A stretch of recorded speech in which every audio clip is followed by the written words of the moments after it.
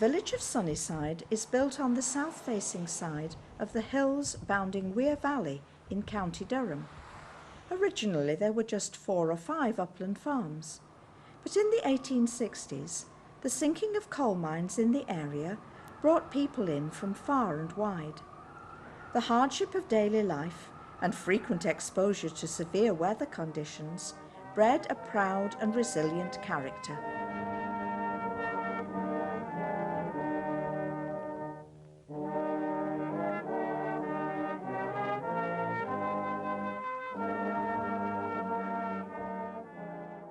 To mark the Millennium year, a community garden and a new war memorial were commissioned. Also, this film was recorded to capture the spirit of the village, past and present.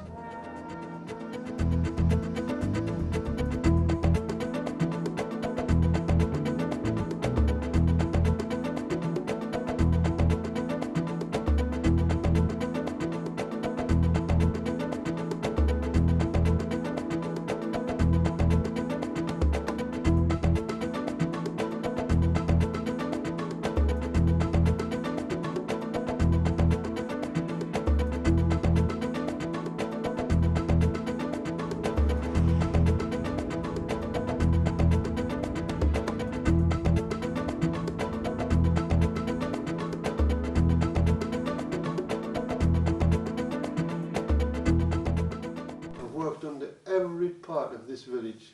We worked under the moss where the water used to tip onto your ears while you were young. Oh yes, the water was running on your ears, into your head, and you were lying in it. Were you? You were all lying in the slurry. And how high was the seam down there then? It was about 21 inches to 2 foot. This photograph was taken under Sunniside, just down past the post office. That one,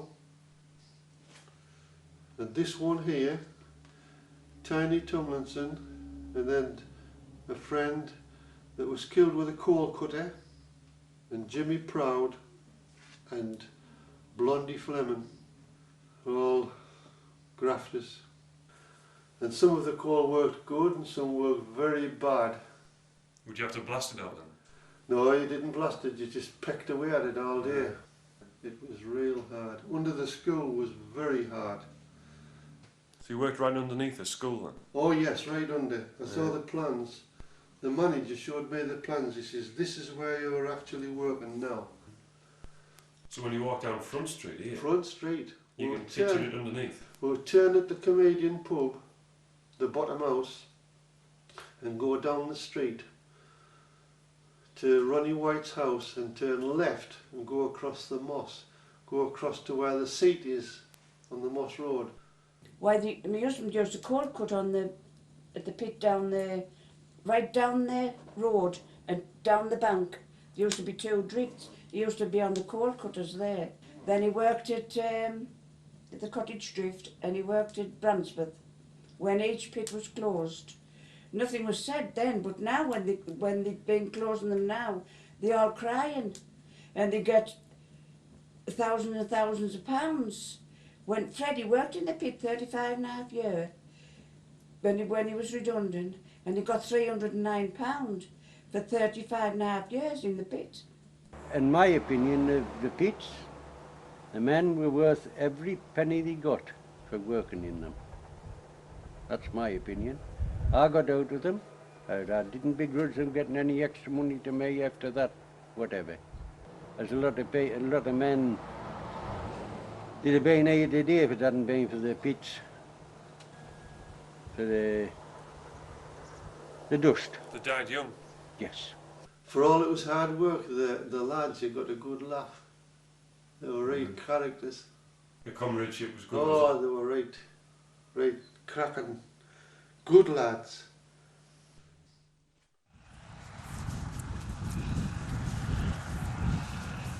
So how long have you been in farming then? I've been in farming all my life. Have you?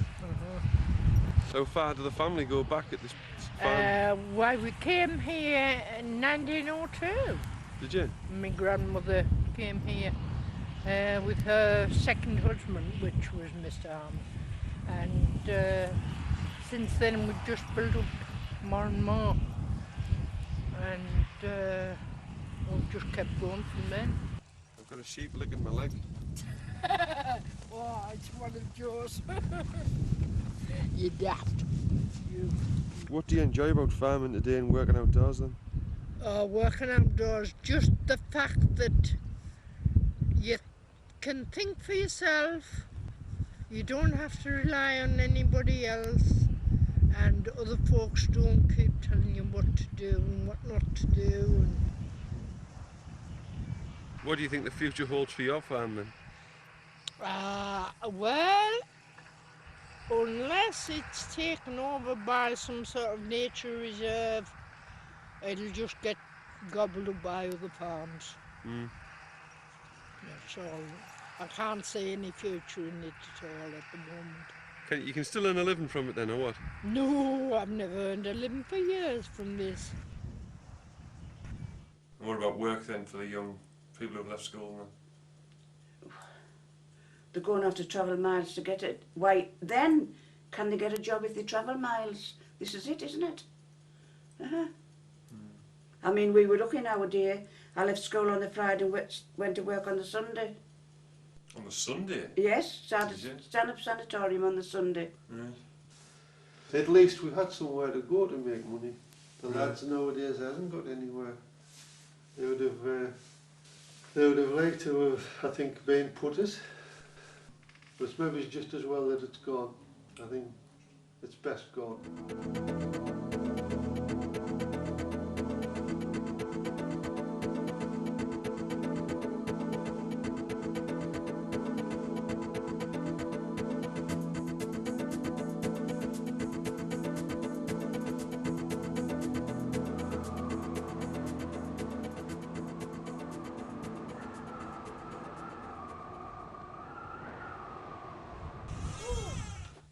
It's a big heavy shovel, this. So when did you move to Sunniside then?